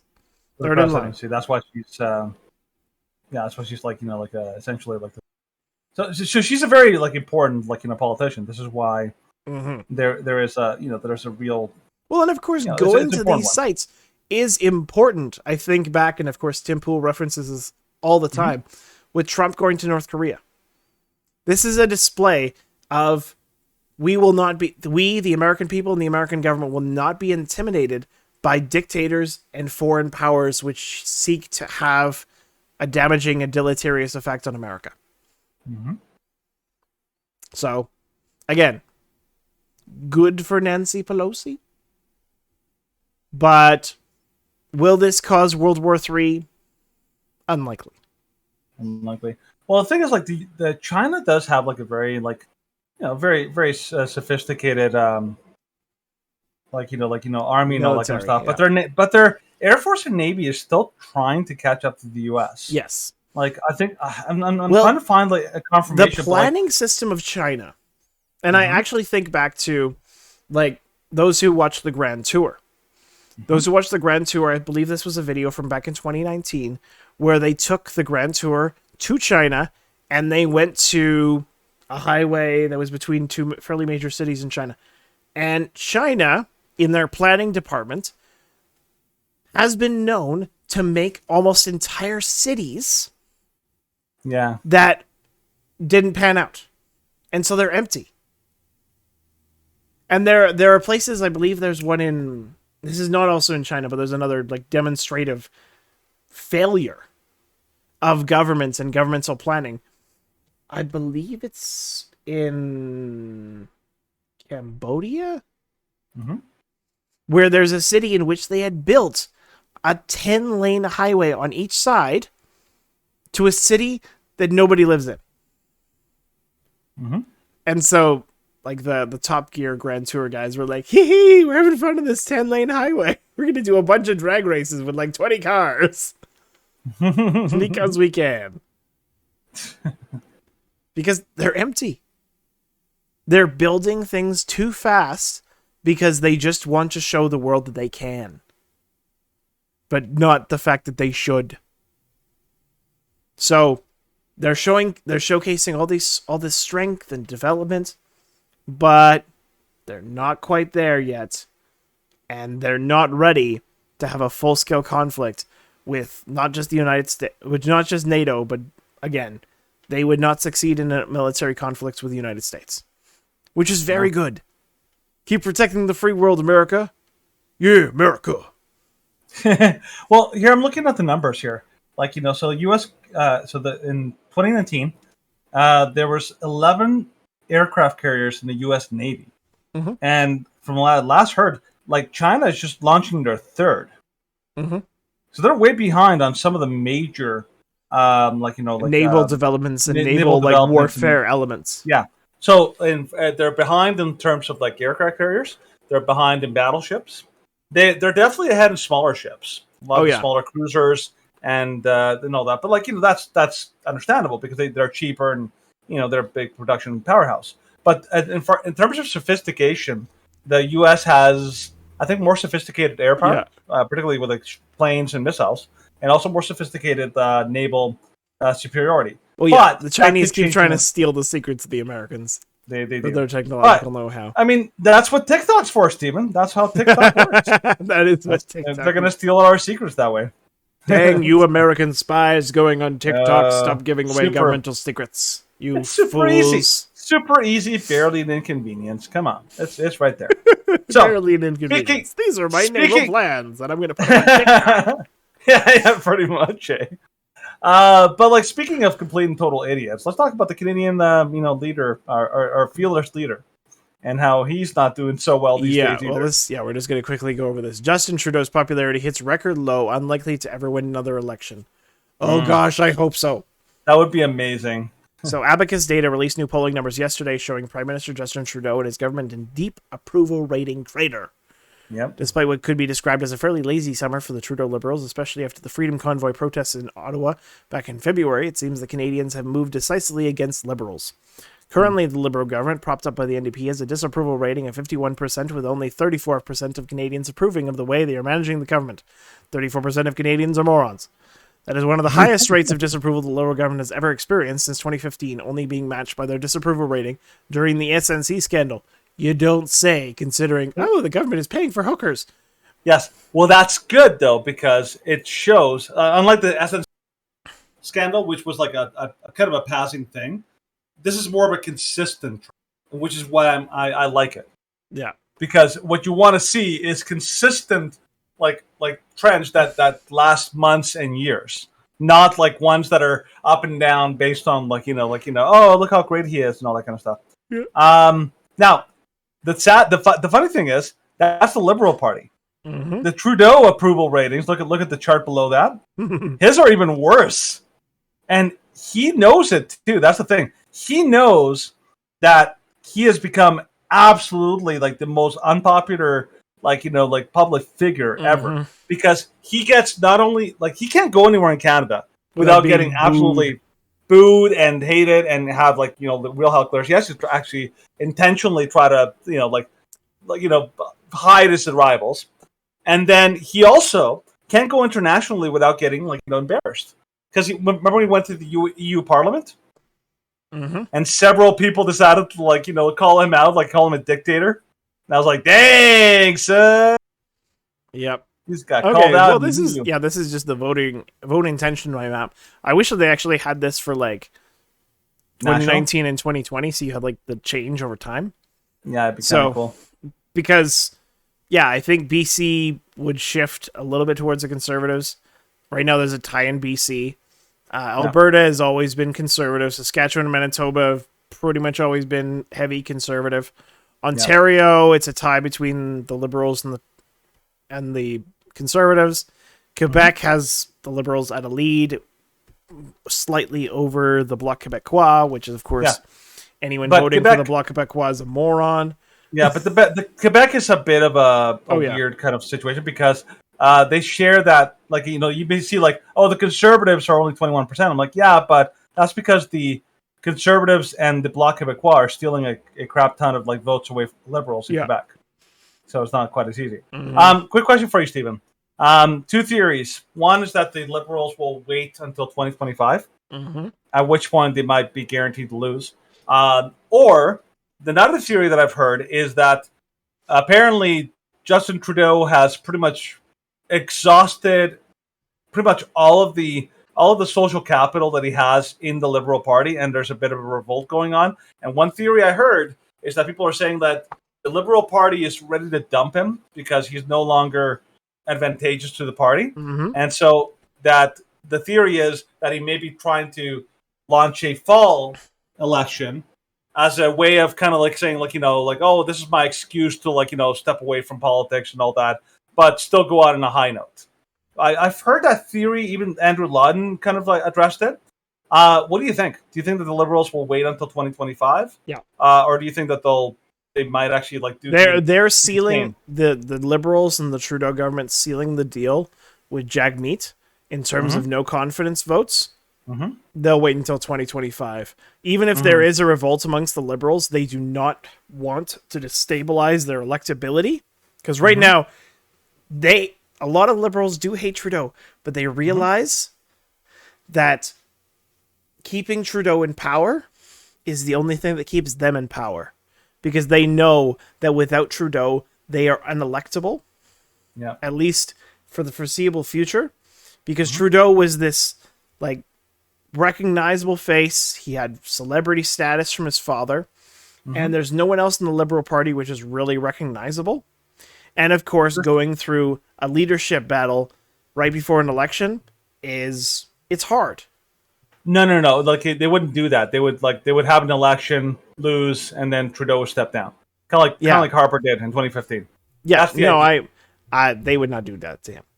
Yeah, I agree with you in that they wouldn't do that if a revolt is happening. I could see that being like the case where he's like, well, we're going to lose, might as well lose now so we have a chance to win again later on or something like that. But I don't know. It's interesting. I think that Trudeau is literally going, like, his stock is gone. I think he's completely ruined his reputation, and I'm actually kind of grateful that like he's starting to lose his luster. People are like gotten wise to his nonsense. So but unfortunately, the problem is that, of course, he's lost his luster, and he's been kind of backed into a corner because he realizes that if this is true, where the Liberals are mounting a form of coup against him, then a cornered animal is the most dangerous. And the policies that he will enact, and because he is a majority government, the policies that he will enact without any governmental process, they'll just be enacted, such as the Emergencies Act in February, will be so detrimental and deleterious to Canadians and to the status of the world that it won't just take us decades to recover. Canada will be decimated. Yeah. Well, I'm thinking that they might be there already. Remember, like Biden in the States, they're guaranteed to lose the midterms. That's pretty much a done deal. But yet they keep doing things that are destructive. They keep doing things that are like shooting themselves in the foot. It's like, wow. And here in Canada, the Liberal Party keeps doing things like targeting the farmers. That's incredibly unpopular. And then they're targeting Tamara Leach. That's incredibly unpopular, but they keep doing it. So I'm like, I don't know. I don't know where they're at. Yeah. But let's talk about that next story about Trudeau and what has come to light recently, which I was very thankful for this. Very thankful, but we once again, up little yours, too both little, too late. governments. We saw this coming. Court documents reveal Canada's travel ban had no scientific basis. In the days leading up to the mandate, transportation officials were frantically looking for the rationale to it. They came up short. So on August 13, 2021, the Canadian government announced that anyone who hadn't been vaccinated against COVID would soon be barred from planes and trains. In many cases, the backward could no longer travel between... The backward? The unvaccinated could no longer travel between provinces or leave the country. If you lived in Winnipeg and wanted to visit your mother on her deathbed in London, or Hong Kong, or perhaps Quebec City, you better get jabbed, or resign yourself to never seeing your mother again. Yep, basically. Jennifer, well, that's basically what, like, my parents tried to go to the United States. They were barred from going to the United States because they were unvaccinated. Partially because Canada still has, like, the United States is waiting until Canada gets rid of its vaccination policy. Because they're still allowing, like, if you're an American citizen, you can enter the United States without having any sort of quarantine. If you're not an American citizen, they won't let you in if you're unvaccinated. Whereas in Canada, if you're coming back and you're a Canadian citizen and you're unvaccinated, then you have to quarantine for 14 days. Yeah. So it's like, ugh, stupid. But Jennifer Little, the Director General of COVID Recovery, the secretive government panel that crafted the mandate, called it one of the strongest vaccination mandates for travelers in the world. That's not a good thing. It was draconian and sweeping, and it fit neatly with the public persona that Prime Minister Justin Trudeau had cultivated, that of the sleek, progressive, forward-looking technocrat guided by fact and reason. Ugh. The Canadian Medical Association Journal in a June 2022 article observed that Canada is amongst the most sustained stringent policies regarding restrictions on internal movement. But recently released court documents, which capture the decision-making behind the travel mandate, indicate that far from following the science, the Prime Minister and his cabinet were focused on politics. Canadians are hardly alone, as Common Sense recently reported. American public health agencies have also been politicized. 2 days after announcing the mandate, Trudeau called a snap election, presumably expecting that his Liberal party, which was in the minority of the House of Commons, would benefit from the announcement and be catapulted into the majority. As it turned out, they failed to win a majority in the 2021 election. In the meantime, roughly 5 million unvaccinated Canadians were barred from visiting loved ones, working, or otherwise traveling. Trudeau, for his part, stayed in power. Even though the Conservatives had won the popular vote in the past two elections, because of Canada's parliamentary system, they've been denied the top job. So the story goes on to like describe a little bit about like who was making the lawsuit, and it goes into like the actual people that went into it. One is Carl Harrison, and the other one is a guy named Sean Rickard. Both people, and they did it with GoFundMe, support, and also they did it because they wanted to expose what's going on. Now, the thing that I found really interesting about this article, what was revealed, is that actually, if you go down, Stephen, there's go back in the article, just go down really quick. It has some bullet points. Go to the bullet points, and it gives you some of the highlights of what was actually in the document itself, which I found really, really helpful. Okay. So, So the court documents indicate no one in the COVID recovery unit, including Jennifer Little, the Director General, had any formal education in epidemiology, medicine, or public health. So Little, these are the people that when they said experts that made the policy. They're the ones making the policy, and none of them had any kind of formal education in epidemiology. These are the experts that they kept referring to. Little, the only undergraduate degree in literature from the University of Toronto, testified that there were 20 people in the COVID recovery unit. When Pres Bellows asked her whether anyone in the unit had any professional, or in the COVID recovery unit, which is what they were the decision makers, testified that there were 20 people in the unit. When they asked about it, whether anyone in the unit had professional experience in public health, she said there was one person, Monique Saint Laurent. According to Saint Laurent's LinkedIn profile, she appears to be a civil servant who briefly worked for the Public Health Agency of Canada. She's not a doctor, Little said. Reached on the phone, Saint Laurent confirmed that she was a member of the recovery unit. She referred all of the questions to a government spokesperson. Yeah. The third one, and you don't have to read the whole thing, but I'm just gonna basically summarize. She kind of like confessed something in these court documents that they were ordered to impose a travel mandate. Yep, this is the same. This is the same thing that was revealed here in Alberta. Our health officer, Dina Hinshaw, revealed in a court, big court battle, basically said the decisions were like there was a combination of the government and people in charge of the health and all that. And the question became, who made the decisions? Because that's crucial. If it was the health minister, like you can make it justified. But if it's the government making the decisions and overruling, then it becomes very problematic because it's political. And I think what they said is that the prime minister himself basically said, "You're doing this, and we're going to use you as our cover for like these things, and try to say you're the ones that recommended these things, but really is us that are doing this." And considering that they already got busted after the emergency act was enacted, they were analyzing it again. Several of his own cabinet members got busted lying about who recommended the emergency act. The police officers, the RCMP, they all said nope, none of us actually even asked for it. We didn't even request it, and they got busted lying. And so, if you think that they're gonna lie about that and never admit it, you think they're not gonna lie about this? I'm thinking no.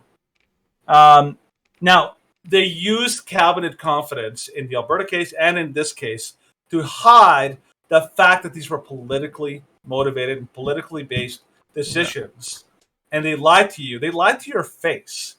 Told you that we have experts. Remember, that health minister we saw him interviewed on the street by, I think it was I don't know who it was, a CBC interviewer, and he kept saying "Oh, we have experts that are looking into this. Oh, we have experts and these experts and these experts and these experts and here's the experts. This totally untrained bureaucrats ordered to do so by the prime minister's office. Experts. Yeah. Yes. Well, it's like Facebook fact checkers. It's just you have an undergrad degree in women's studies.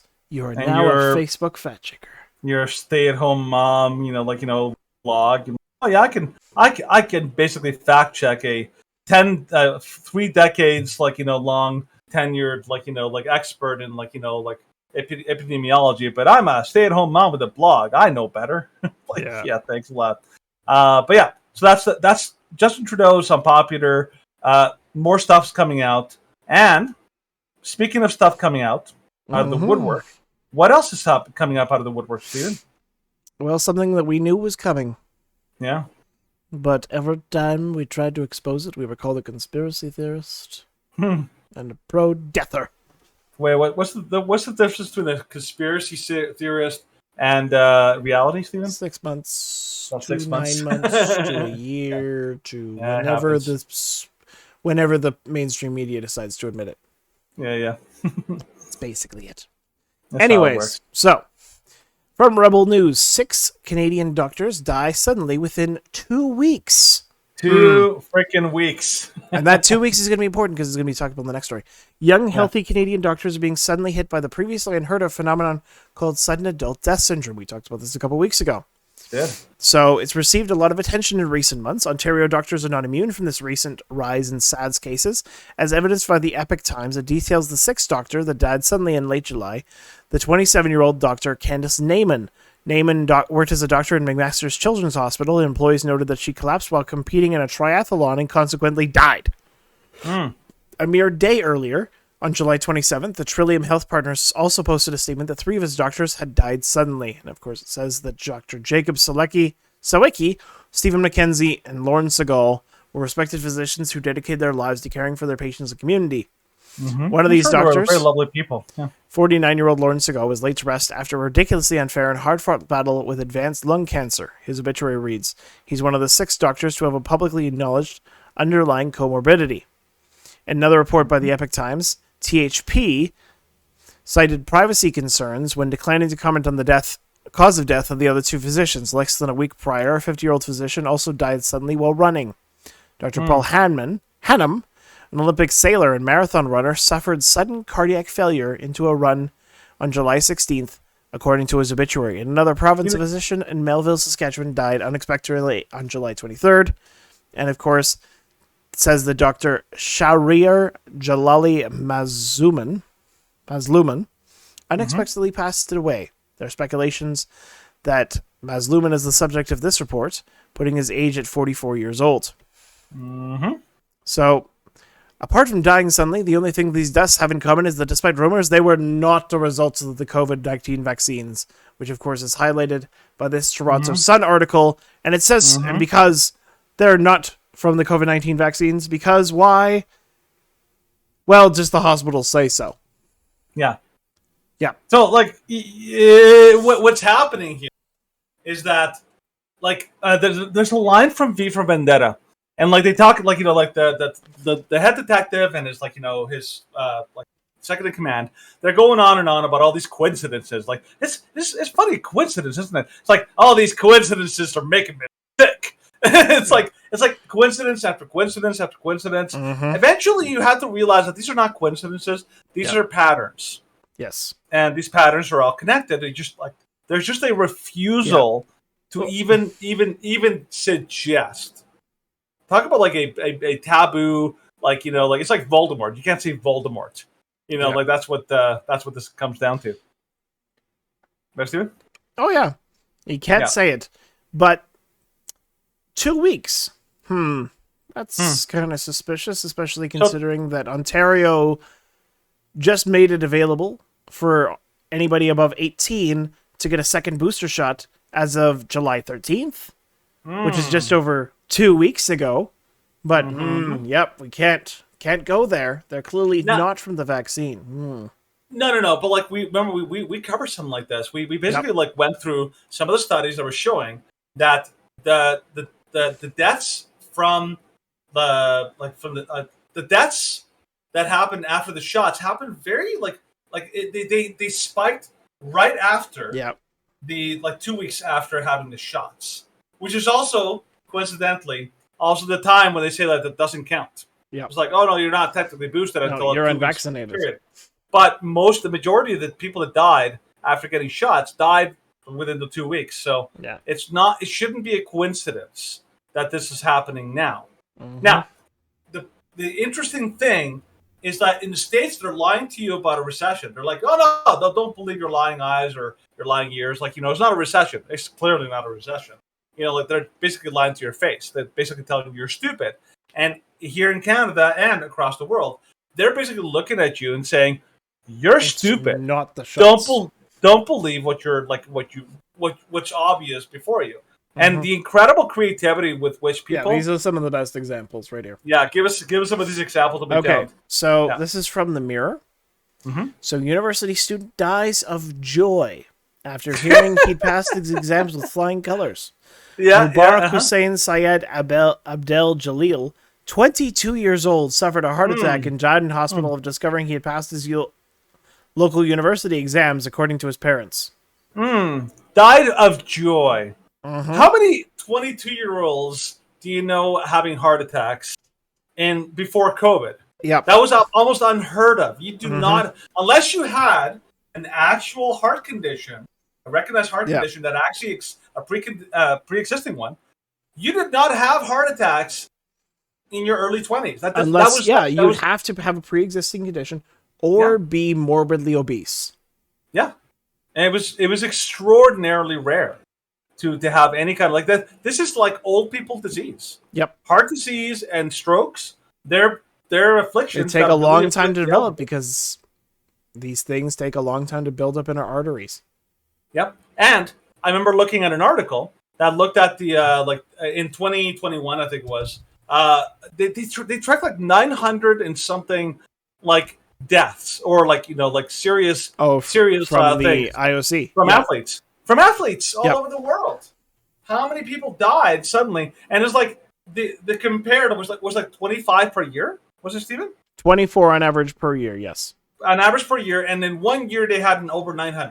Yes, it's like you're telling me that none of this is odd or.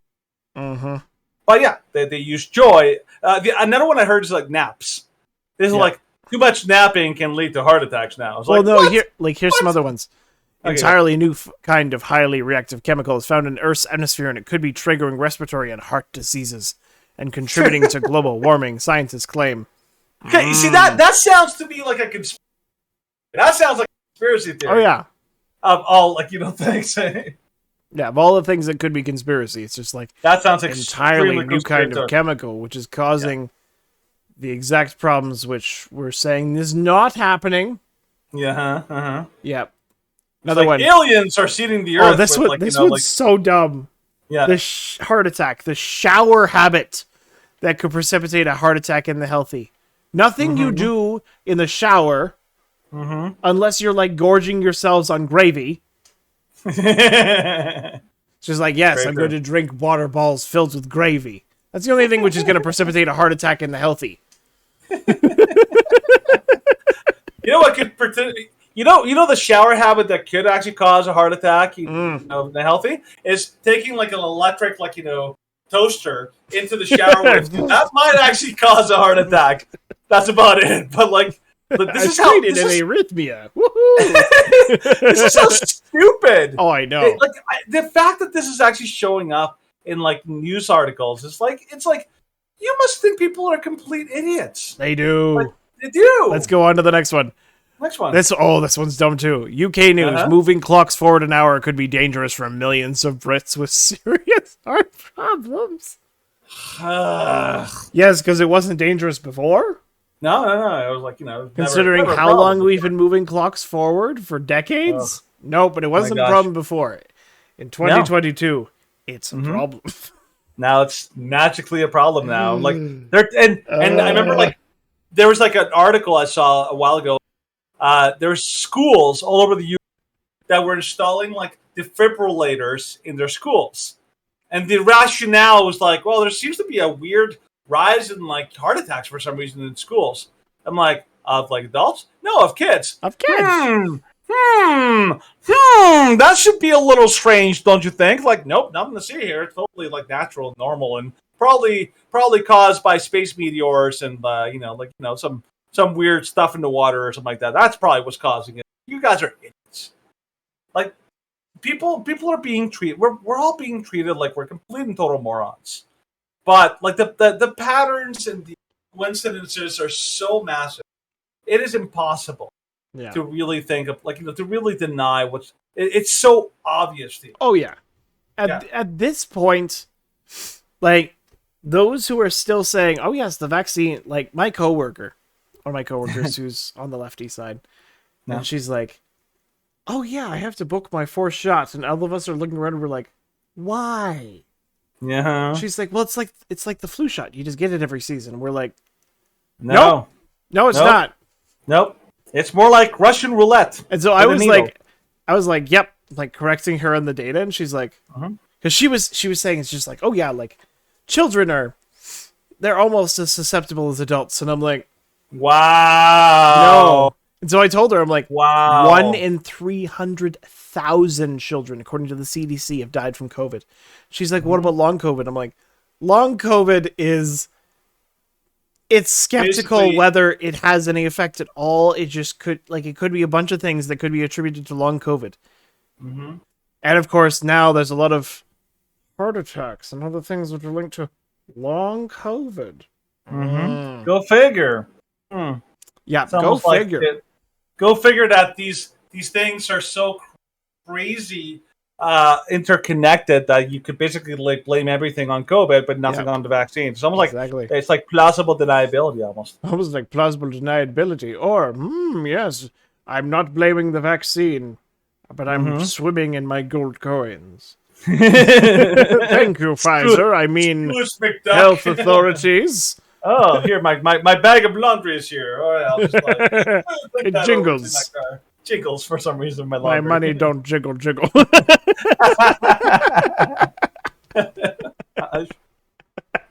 See, this would be this would be hilarious if it wasn't so tragic. Oh yeah, it'd be if people were not dying in droves, it'd be are people this you honestly have to say, are people this stupid? Some people are. Yes. They are legitimately that stupid. Okay. You know what I saw on Sunday when we went on the hike? We were out in the Badlands. So if people don't know, the Badlands here in Horseshoe Canyon. We were in Horseshoe Canyon, which is extraordinarily hot.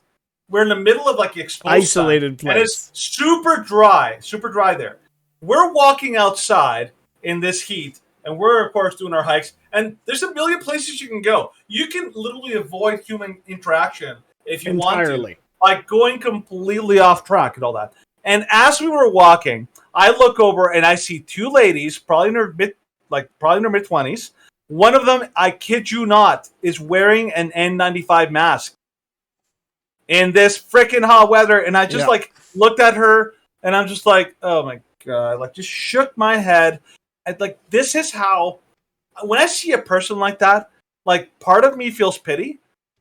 Part of me feels like, just like, you're an idiot. Yep. That you've bought this so hard that you actually believe so hard. Not only do you believe that that thing works, you actually believe that it works outside when you are miles from people. Yep. That is how dumb you are, wearing an N95 mask out there. That is, and there's way too many people like that. Oh, sadly, so there are way too many people like that. Yes. But unfortunately, such is the state of those who have bought into the lies and brought into the propaganda over and over again. And no matter what you say, they will not be convinced. They will always leave. We always knew these people existed. It was like those that could never acknowledge that the unborn were human despite all the evidence. Yeah. I ran into a person like just yesterday, and they're asking me all these questions. I'm like, okay, hold on. I just proved to you with multiple sources the unborn are human. Like, are you willing to acknowledge that? And she's like, it's not true. And I'm like, then I'm not going to talk to you anymore. And she's like, you're afraid to talk to me. I'm like, no, you're a liar. No, you can't even make it like reasonable argument. You just like you just like, ignore evidence because it goes against your narrative. And if you're ignoring evidence that goes against your narrative, then you're not worth talking to because you are so closed-minded that you're beyond saving. And unfortunately, most of the people that are still wearing masks and that are still saying, yes, I'm going to go like willingly, and I'm so excited for my 6-month-old and to get my 4th booster. You are so brainwashed that there is nothing we can do to save you aside from wait until you realize your own ineptitude.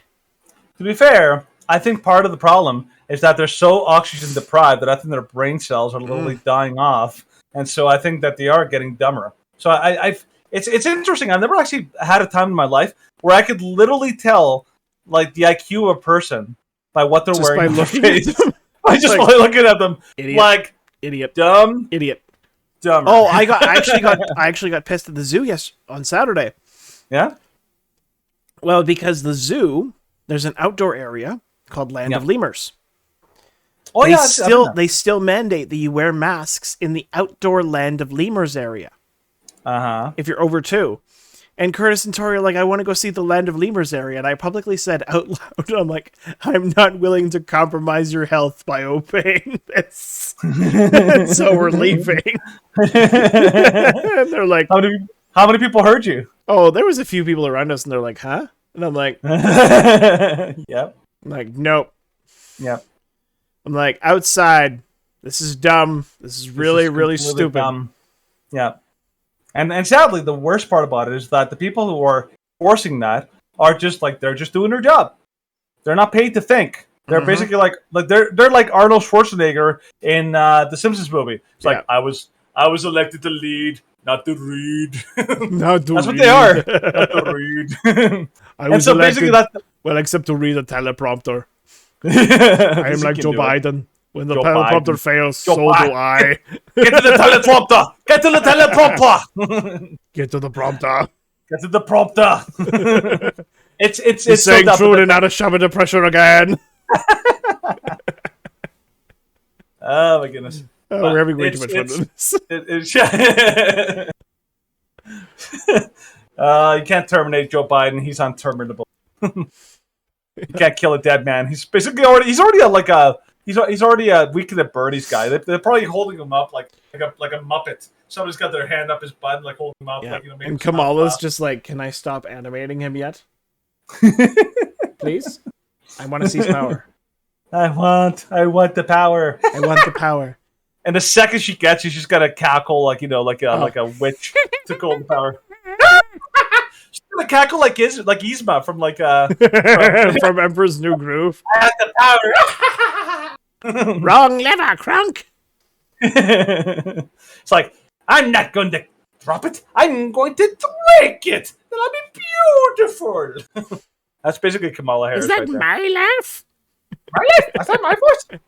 Is that my voice?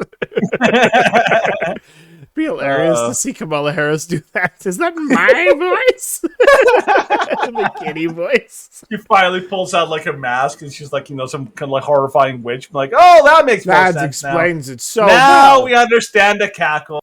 Okay, now we understand the cackle. Makes Indeed. sense. Indeed. All right, that's where we're gonna end today's show. Today was a funny one. It was That was entertaining to say the least. It was very fun. Yeah. Anyways, if you're watching us on our video platforms such as YouTube, Rumble, BitChute, and YouTube, we invite you, we encourage you to like, share, comment, subscribe, tell us how we're doing, and leave us a review. If you're following us on our text platforms such as Facebook, Twitter, Getter, and Parler, especially on Facebook, leave a review because we've been review bombed lately by a bunch of hateful pro boardies. We did. That was fun. It was fun debating them because they suck. Yeah. And for some reason, I can't comment back to some of them as the page. Facebook is stupid. They blocked yeah, those. they're cowards. They've always been Yeah. cowards. Mhm. Every time I'm like, come on the show then. Come on, let's do it.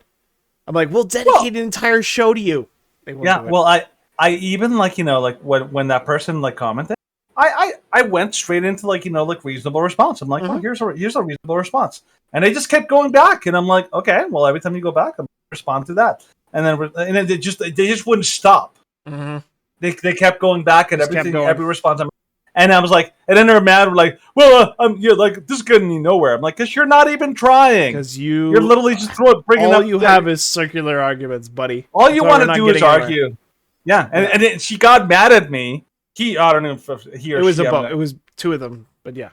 Anyways, but she got mad at me because she's like, "You're not even answering my questions." I'm like, "No, I've answered pretty much all of your questions. If there's anybody not answering questions, it is you."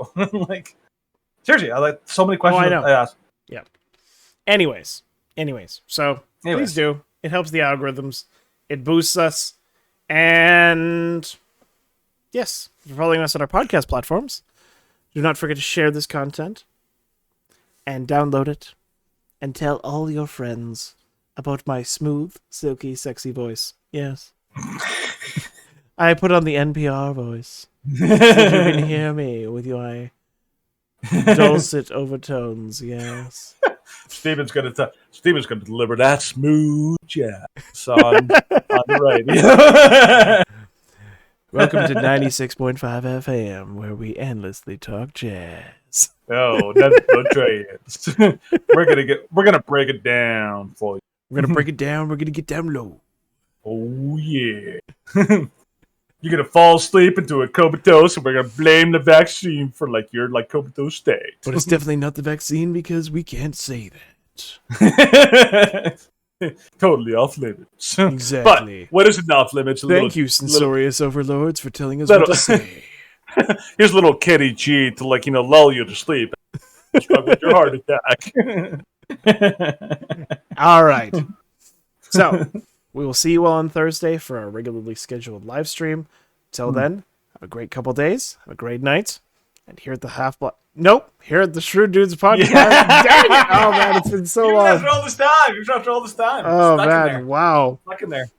Here at the Shrewd Dudes podcast, we like to remind you, why be rude when you can be shrewd? We'll see you later. Good night, and as always, God bless. Good night, everybody.